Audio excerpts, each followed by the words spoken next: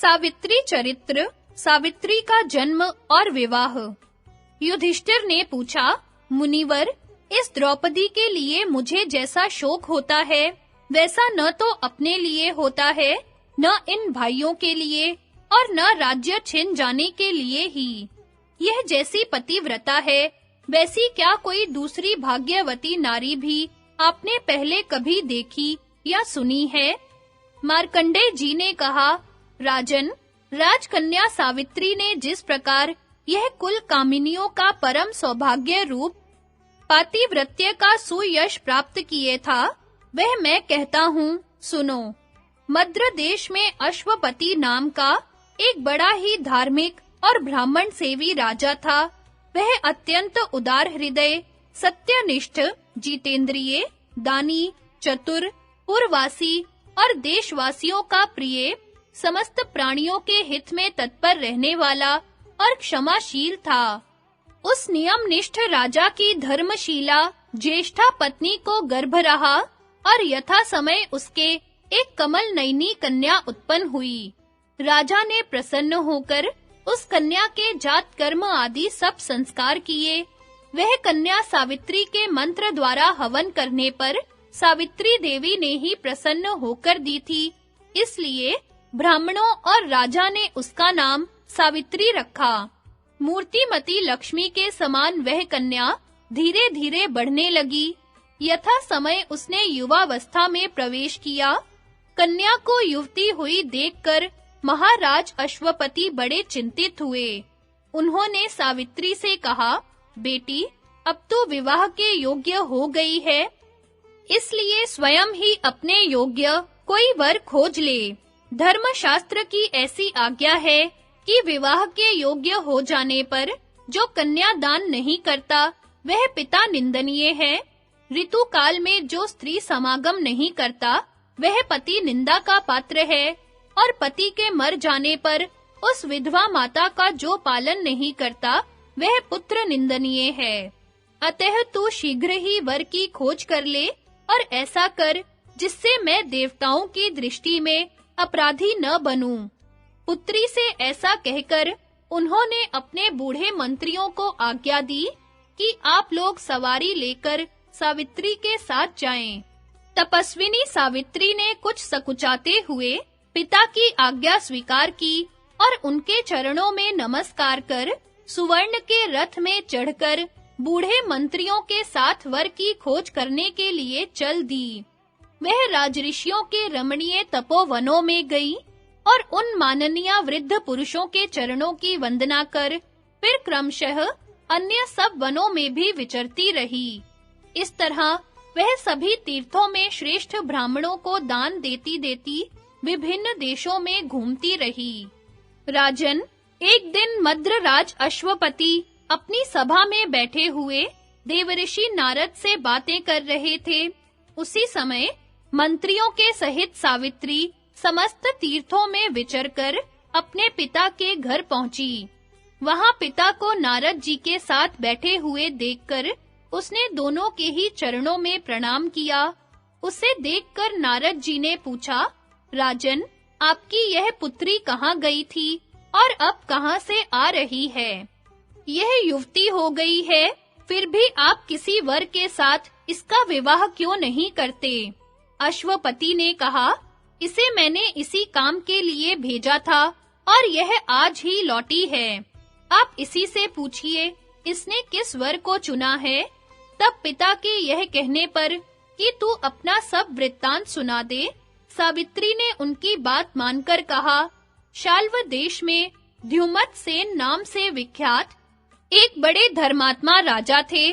पीछे वे अंधे हो गए थे। इस प्रकार आंखें चली जाने से और पुत्र की बाल्यावस्था होने से अवसर पाकर उनके पूर्व शत्रु एक पड़ोसी राजा ने उनका राज्य हर लिया।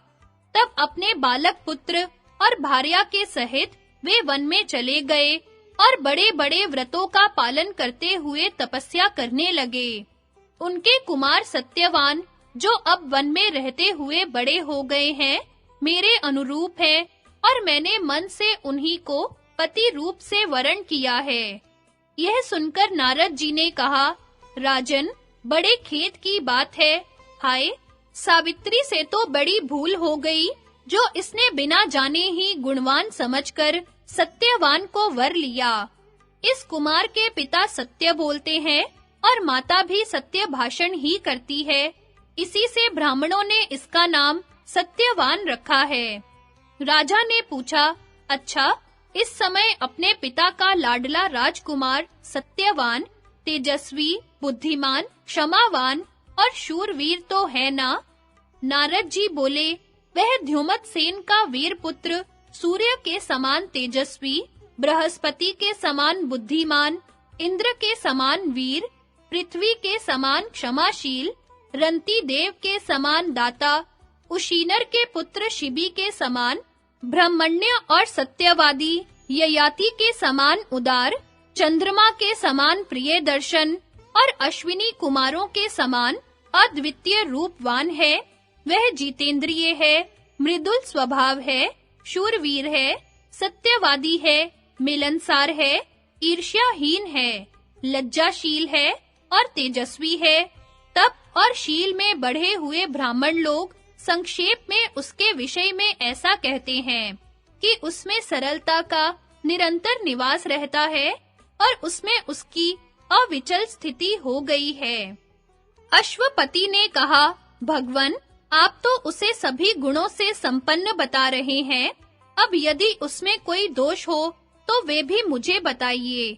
नारद जी ने कहा, उसमें केवल एक ही दोष है, किंतु उससे उसके सारे गुण दबे हुए हैं तथा किसी प्रयत्न द्वारा भी उसे निवृत्त नहीं किया जा सकता। उसके सिवा उसमें और कोई दोष नहीं है। वह दोष यह है कि आज से 1 वर्ष के बाद सत्यवान की आयु समाप्त हो जाएगी और वह देह त्याग कर देगा। तब राजा ने सावित्री से कहा, सावित्री, यहाँ आ, देख, तू फिर जा और किसी दूसरे वर की खोज कर। देवर्षि नारद जी मुझसे कहते हैं कि सत्यवान तो अल्पायु है, वह 1 वर्ष पीछे ही देह त्याग कर देगा। सावित्री ने कहा, पिताजी, काष्ठ पाषाण आदि का टुकड़ा एक बार ही उससे अलग होता है, कन्यादान एक बार ही किया जाता है और मैंने दिया ऐसा संकल्प भी एक ही बार होता है। ये तीनों बातें एक बार ही हुआ करती हैं।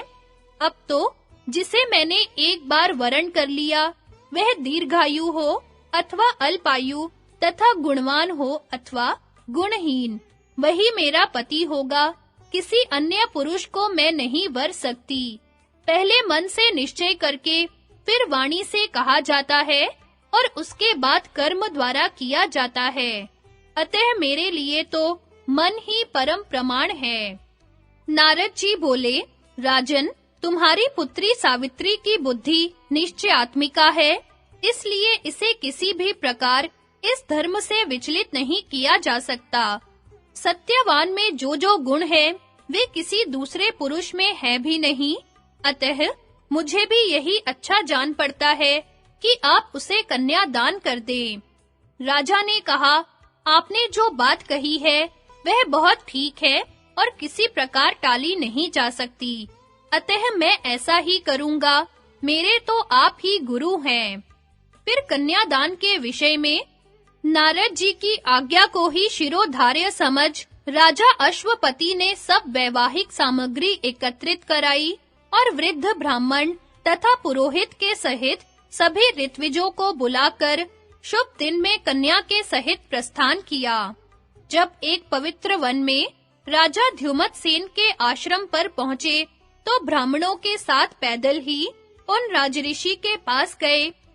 वहां उन्होंने नेत्रहीन राजा द्युमत्सेन को साल वृक्ष के नीचे एक कुश के आसन पर बैठे देखा। राजा अश्वपति ने राजऋषि द्युमत्सेन की यथा योग्य पूजा की और विनीत शब्दों में उन्हें अपना परिचय दिया। धर्मज्ञ राजऋषि ने अर्घ्य और आसन देकर राजा का सत्कार किया और पूछा, कहिए, किस निमित्त से पधारने की कृपा की? तब अश्वपति ने कहा, राजऋषि, मेरी यह सावित्री नाम की एक रूपवती कन्या है। इसे अपने धर्म के अनुसार आप अपनी पुत्र वधू के रूप में स्वीकार कीजिए। द्युमत सेन ने कहा, हम राज्य से भ्रष्ट हो चुके हैं और यहाँ वन में रहकर संयम पूर्वक तपस्वियों का जीवन व्यतीत करते हैं। आपकी कन्या तो यह सब कष्ट सहन करने योग्य नहीं है। वह यहाँ आश्रम में वनवास के दुख को सहन करती हुई कैसे रहेगी? अश्वपति ने कहा, राजन, सुख और दुख तो आने जाने वाले हैं। इस बात को मैं और मेरी पुत्री दोनों ही जानते हैं। मेरे जैसे आदमी से आपको ऐसी बात नहीं करनी चाहिए। मैं तो सब प्रकार निश्चय करके ही आपके पास आया हूँ।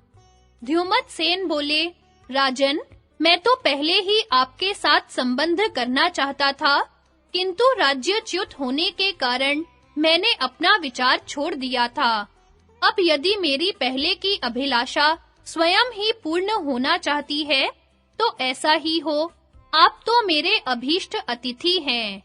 तदनंतर उस आश्रम में रहने वाले सभी ब्राह्मणों को बुलाकर दोनों राजाओं ने विधिवत विवाह संस्कार कराया और यथा योग्य रीति से वर कन्या को आभूषण आदि भी दिए। इसके पश्चात राजा अश्वपति बड़े आनंद से अपने भवन को लौट आए। उस सर्वगुण संपन्ना भार्या को पाकर सत्यवान को बड़ी प्रसन्नता हुई और अपना मन माना वर पाकर सावित्री को भी बड़ा आनंद हुआ। पिता के चले जाने पर सावित्री ने सब आभूषण उतार दिए और वल्कल वस्त्र तथा गेरुए कपड़े पहन लिए। उसकी सेवा, गुण, विनय, संयम और सबके मन के अनुसार काम करने से सभी को बहुत संतोष हुआ। उसने शारीरिक सेवा और सब प्रकार के वस्त्राभूषणों द्वारा सास को और देवता के समान सत्कार करते हुए अपनी वाणी को संयम करके ससुर जी को संतुष्ट किया। इसी प्रकार मधुर भाषण, कार्यकुशलता, शांति और एकांत में सेवा करके पति देव को प्रसन्न किया। इस प्रकार उस आश्रम में रहकर तपस्या करते हुए उन्हें कुछ समय बीता।